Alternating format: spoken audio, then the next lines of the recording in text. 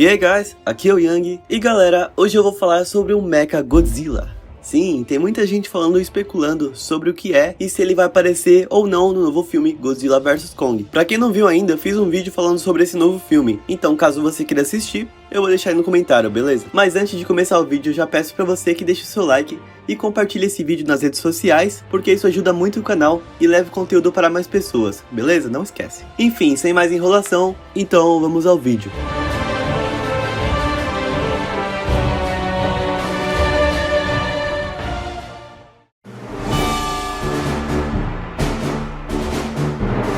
Depois daquele trailer bombástico do novo filme Godzilla vs Kong, que saiu no dia 24 de janeiro, os fãs ficaram meio agitados, já que em alguns momentos do trailer dá pra ver algo a mais. E os fãs mais atentos, inclusive, repararam em um detalhe que tá dando o que falar na internet. Talvez a presença do clássico vilão Mechagodzilla. Sim, galera, o Mechagodzilla retornará em Godzilla vs Kong, o novo filme aí dos dois enormes titãs. O que com certeza seria a grande ameaça do filme e que provavelmente uniria os dois titãs para uma luta final contra ele. Olha, pra falar a verdade, sendo sincero, eu acho isso difícil, já que no trailer, como vimos anteriormente, o Godzilla está sendo retratado como inimigo. E para Kong e Godzilla se entenderem seria meio complicado, já que os dois não falam.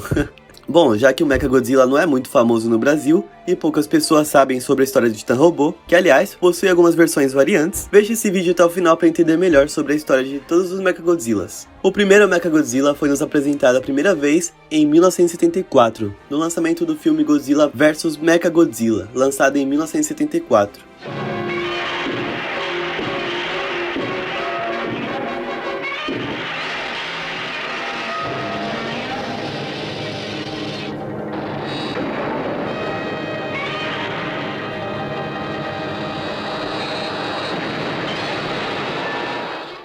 E depois desse filme, o famoso vilão robô japonês rapidamente virou ícone da cultura pop nos países orientais. Mechagodzilla conta com 5 aparições nos filmes da Toho, que é uma produtora e distribuidora de filmes japonesa. E de acordo com a própria Toho, o Mechagodzilla é o segundo maior rival do Rei dos Monstros, o Godzilla, ficando atrás de apenas Ghidorah, o Taiju de 3 cabeças. Pois bem, na trama do filme de 1974, Godzilla vs Mechagodzilla, vemos 3 alienígenas do planeta Black Hole, que estudam maneiras de conquistar a Terra.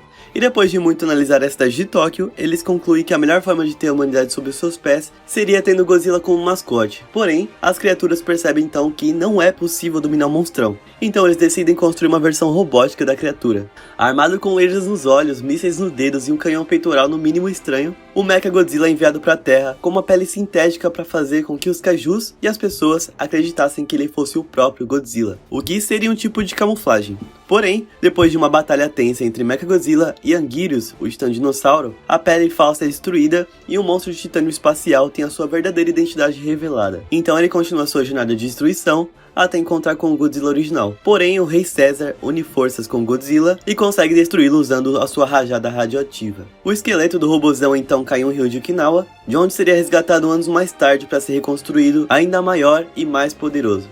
Mas e aí? O que acontece depois disso? Depois do sucesso que foi o filme de 1974, Godzilla vs Mechagodzilla, em 1975 veio finalmente um sucessor, O Terror de Mechagodzilla. O Terror de Mechagodzilla é o 15º filme da franquia Godzilla e serve como sequência direta para Godzilla vs Mechagodzilla, de 1974. E por incrível que pareça, o filme foi o bem menos sucedido de toda a franquia Godzilla.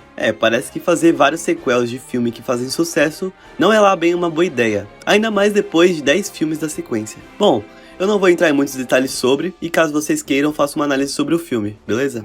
Pois bem, após a queda da primeira versão do Mechagodzilla, um grupo tenta coletar algumas informações sobre os construtores do robô, que no caso seria aqueles alienígenas que eu falei anteriormente. No entanto, a tripulação sofre um acidente causado por Anguirus, o titã dinossauro. Então, a Interpol fica sabendo do ocorrido e rapidamente constrói o Mechagodzilla 2 para enfrentar o titã dinossauro. E nos anos 90, o robô meio que sofre um reboot e ganha áreas de Salvador. Então, em Godzilla vs Mechagodzilla 2, o Gigante de Ferro surge como uma resposta da humanidade que, depois de cansada de ver Tóquio sendo destruída semana sim, semana não, pelas kaijus, une seus esforços e cientistas para conseguir uma arma poderosa o bastante para enfrentar os monstros gigantes e derrotar o Godzilla. Cara, imagina que merda ter que ver quase todos os dias 2 bichos gigantes de enorme lutando na sua cidade e quebrando tudo que vem pela frente.